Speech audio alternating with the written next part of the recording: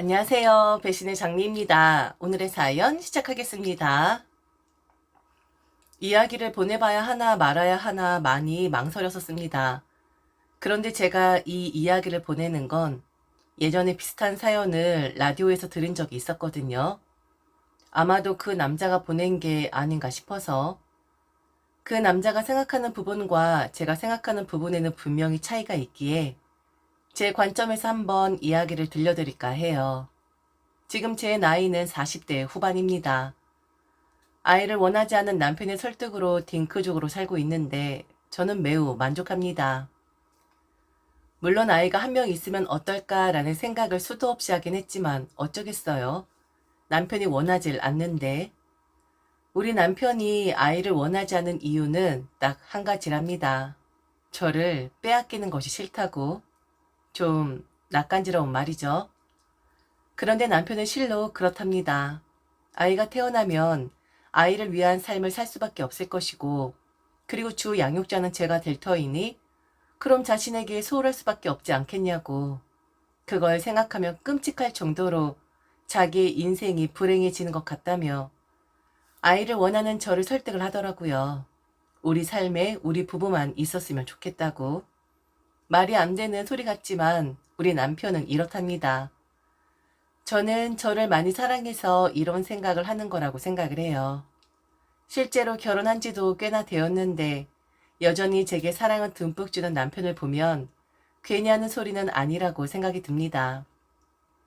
행복한 여자라고 생각을 하고 그리고 지금의 이 행복을 지키기 위해 끊임없이 노력을 하고 있고 무엇보다 감사함을 잃지 않으려 살아가려고 애쓰는 그런 보통의 사람이랍니다.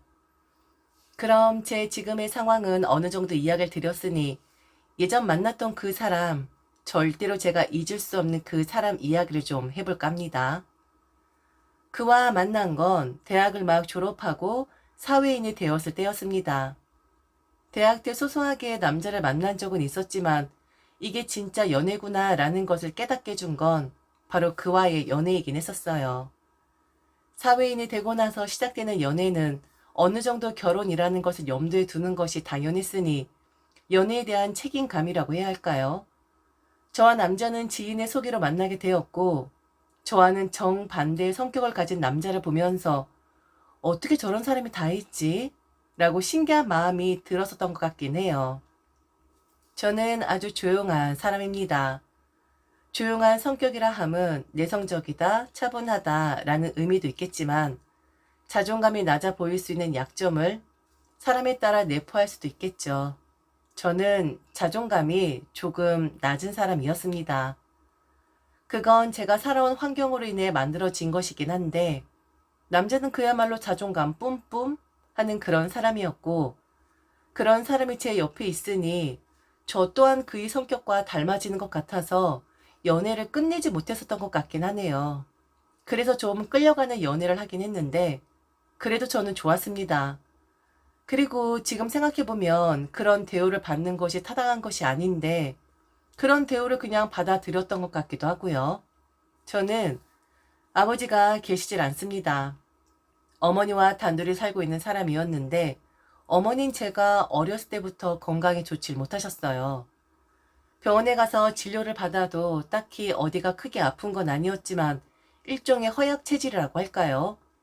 젊었을 때부터 몸이 허약하셨던 어머니는 결혼 후 저를 낳자마자 건강 상태가 더 좋지 않게 되셨고 그리고 그것 때문에 아버지와 이혼을 하신 것으로 알고 있습니다. 어머니께 직접적으로 들은 건 아니었지만 바로 저희 외할머니 입을 통해 지겹도록 들었어야만 했거든요. 너를 낳고 네 어미가 몸이 더 안 좋아진 거야.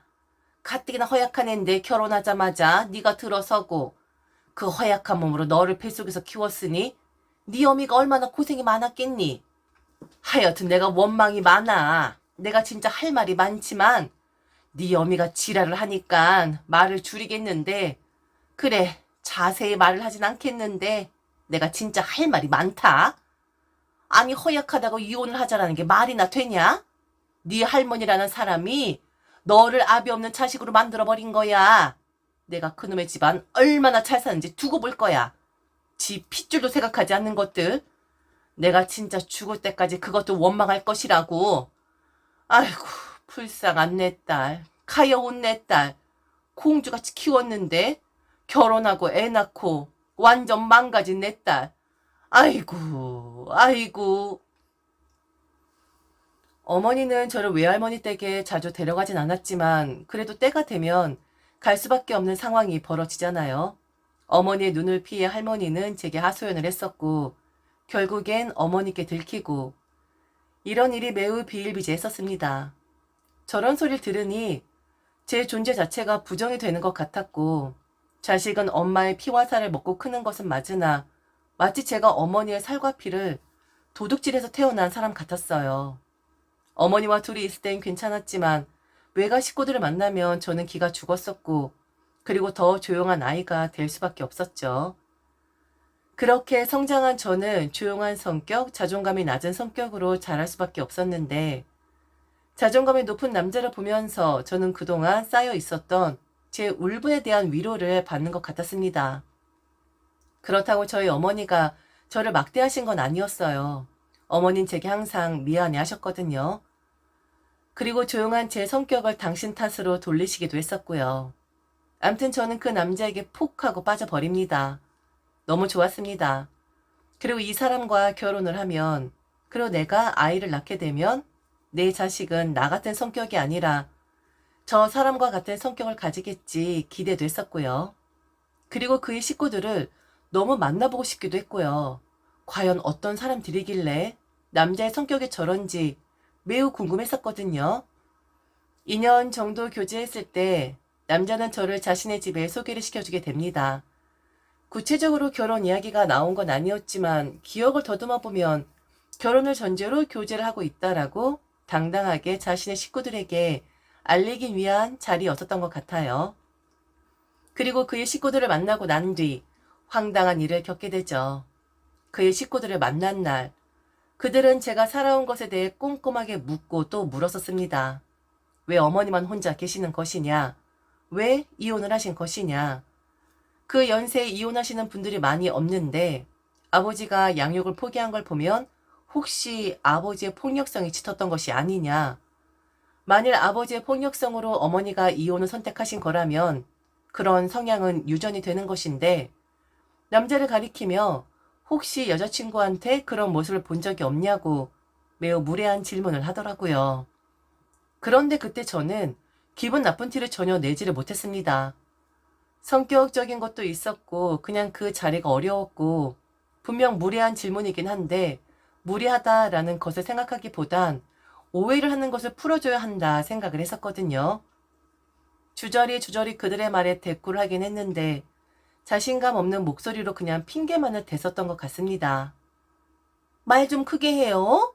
왜 이렇게 목소리가 작아? 들리지도 않네. 뭐라고 하는 거야? 너는 들리니? 평소에 그렇게 말하는 거예요? 아니 직장도 좋은 곳 다닌다고 들었는데 왜 이렇게 사람이 자존감이 낮아 보이는 거지? 아, 그게 전혀 그런 건 아니고요. 이런저런 사정이 있어서 이혼을 하신 것으로 알고 있어요. 어머니가 몸이 좀 약하신데. 뭐? 어머니가 몸이 약해? 아유, 그런 것도 다 유전되는 건데. 혹시 여자친구도 몸 약해요? 성현아, 혹시 그러니? 얘 몸 약한 거야? 아니요, 엄마 그렇지 않아요. 우리 자기가 얼마나 힘이 세고 건강한데. 이제 이런 건 좀 그만 물어봐요. 내가 얘기했잖아요. 우리 자기가 좀 조용하고 내성적인 사람이라고. 왜 자꾸 그렇게 꼬치꼬치 캐물어요? 캐묻은 게 아니라 당연히 물어봐야지. 그럼 인사 왔다고 인사만 팠니? 이놈이 벌써부터 자기 여자 편을 드는 거야? 우리 여자친구는 성격적으로 좀 변화를 가져야겠네. 사람이 말을 하면 눈을 똑바로 쳐다봐야 하고 그리고 목소리도 좀 들리게끔 말을 해야 하는 거예요. 꼭 잘못한 사람처럼 그렇게 말을 하는 게 아니라. 전 만남 이후 남자의 어머니는 제게 아주 자주 연락을 해 오셨어요. 명목은 친해지고 싶어 그런 다였지만 실제로는 부려먹기 위함이었었죠. 조용하고 대꾸를 못하니까 만만하게 보고 이것저것 시키는. 그런데 남자는 좋아했었습니다. 자신이 엄마가 저를 마음에 들어하지 않으면 다시 연락을 하는 일도 없었을 텐데 분명 제가 마음에 들어 연락하고 자주 얼굴 보려고 하는 것 같다고. 잘 되었다고 좋아를 하더라고요. 그땐 남자가 웃고 좋아하니 저도 좋았던 것 같아요. 바보처럼 말이죠. 그런데 처음 만만하게 보이면 계속 그렇게 보는 법이고 나중에 말도 안 되는 요구를 하는 법이잖아요. 그날은 남자는 나중에 오기로 했고 저와 남자의 어머니 둘이서 먼저 찜질방을 갔었던 날이었습니다. 한참 땀을 빼고 식혜를 마시며 대화를 나누는데 그의 어머니가 그러더라고요. 결혼을 하면 어머니는 어떻게 되는 것이냐고요? 이혼하면 대부분 집안에서도 내쳐지는 법인데 혹시 너희 어머니는 그런 건 아니지? 네? 아니, 외가 식구들이랑 절연한 그런 상태는 아니냐고. 그런 건 아니지? 네, 아니에요. 아, 다행이네. 그럼 내 마음이 좀 놓이네. 나는 니들이 결혼할지 안 할지 모르겠지만 혹시 결혼한다 하면 우리 아들이 네 어머니 보살펴야 하는 줄 알고 걱정을 했었거든. 아들한테 물어보니 내가 왜 하냐고 말을 하긴 했는데 그래도 결혼하면 상황이 달라지는 법이거든. 외가 식구들이랑 연락하고 지낸다니까 어머니 돌봐줄 다른 식구들은 있는 거네. 그렇지? 그렇긴 한데 왜 저희 어머니를 외가에서 돌봐야 하는 거죠? 어머니가 허약하신 거지 어디가 딱히 아프신 건 아니에요. 남의 수발을 받을 정도는 아니거든요. 아, 그래? 그런 거였어? 그럼 다행이네. 아주 다행이야. 미영아, 있잖아. 너 나랑 같이 살지 않을래? 물론 성현이 아버지가 계시긴 한데 나 너가 우리랑 같이 살았으면 좋겠어. 어머니가 너의 수발이 필요한 게 아니라면? 당시 남자의 누나가 결혼을 앞두고 있었는데 남자의 어머니가 약간의 우울감을 느낀다고 듣긴 했었어요. 그런데 저보고 자신의 집에 들어와 살라고 하는 겁니다. 남자는 당시 독립해서 살고 있었고 자신의 딸은 결혼해서 집을 나갈 텐데 그럼 자신이 너무 허전할 것 같다고요. 그리고 어차피 저는 괜찮지 않냐고. 평범한 가정도 아니고 막 살아온 집안에서 자란 사람이니 자신의 집에서 사는 것이 제게 더 좋을 것 같다면서 진짜 지금 같으면 욕 나올 것 같은 제안을 하더라고요. 나는 네가 그렇게 했으면 좋겠어. 어차피 너는 그렇게 해도 되잖아. 그리고 내가 너무 헛헛해. 우리 딸이 집에 없을 거 생각하면 너무 마음이 괴로워서 살 수가 없을 것 같거든. 그런데 너는 내가 부르면 언제든지 달려오고 나랑 이렇게 찜질방도 오고 하는 애잖아. 너 우리 집에서 살아라. 어? 그렇게 하면 좋을 것 같아. 우리랑 살면 너 조용한 성격도 고칠 수 있다. 너한텐 좋은 일이라고. 나 우리 딸 결혼하고 나면 너무 외로울 것 같아서 그래. 내가 외로운 건 너도 싫지? 네가 내 딸 되어줄 수 있지? 거짓말 같죠? 그런데 실제로 제게 제안을 하신 겁니다. 그리고 남자 또한 제게 그렇게 하면 좋을 것 같다고까지 했고요. 남자의 부모님은 집에 누구를 초대해서 함께 놀고 지내는 것을 즐겨하는 분들이라고 했어요. 그러니 자기 부모님에게는 아무 문제도 되지 않는다면서 자신의 어머니를 위해 저보고 자신의 집에서 지내기를 권하더라고요. 어차피 니네 집 좀 그렇잖아. 그리고 네가 우리 집에 있으면 내가 만나러 가기도 편하고 사실 나는 니네 엄마 마주칠까 싶어 좀 겁나거든. 네 말만 들어보면 좀 환자 같거든. 그리고 실제로 만나면 내 마음이 좀 그럴 것 같기도 하고 너와 결혼할 마음이 확고해지기 전에 니네 엄마 만나면 겁이 날 것 같은 느낌?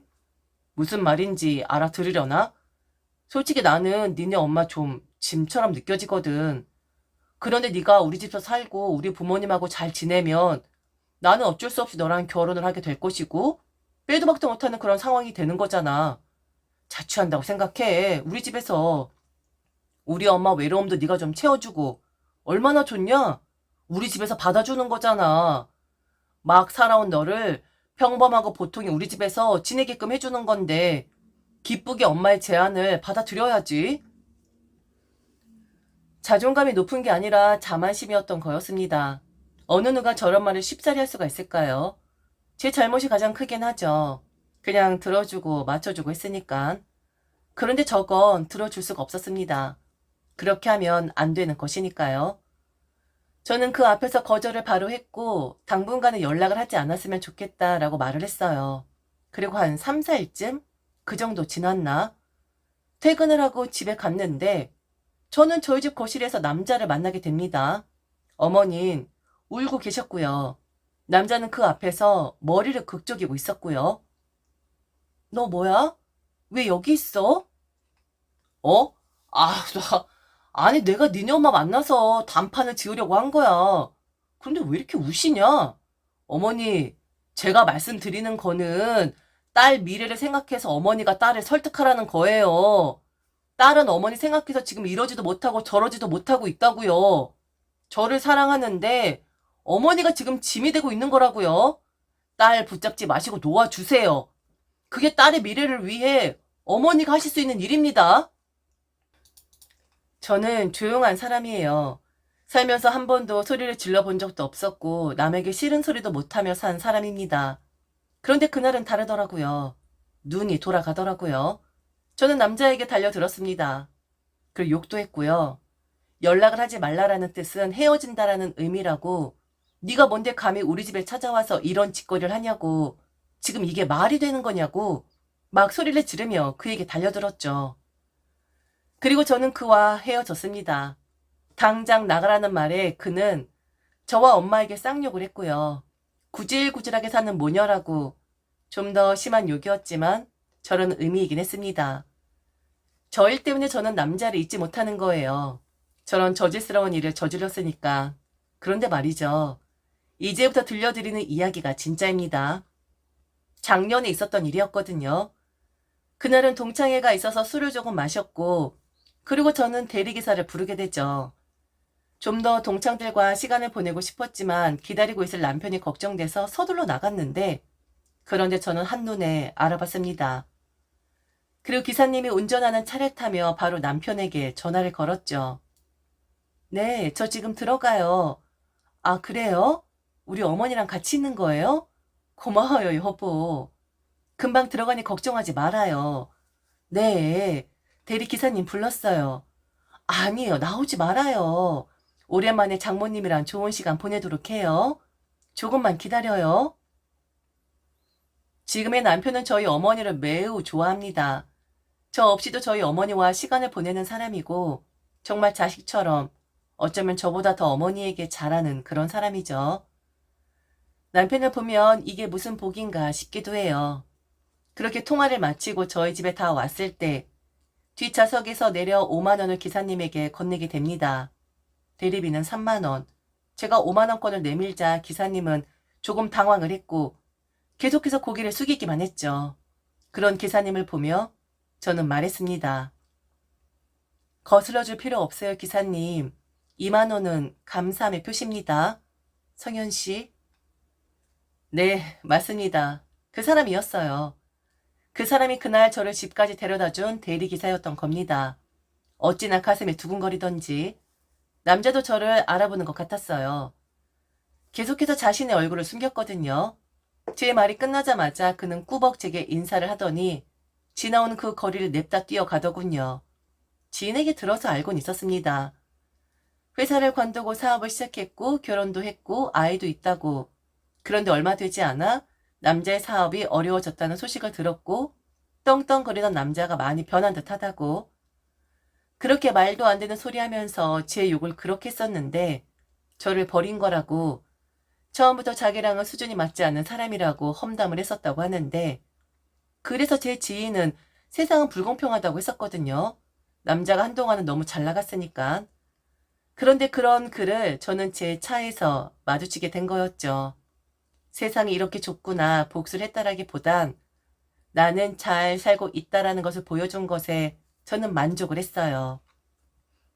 네가 한때 그렇게 험담을 늘어놓았던 여자는 다른 남자의 아내가 되었고, 네가 그렇게 무리하게 굴었던 여자의 어머니란 사람은 현재 사위에게 대접을 받고 있는 사람으로 살고 있다라는 것을 일깨워 준 것만으로도 저는 통쾌했습니다.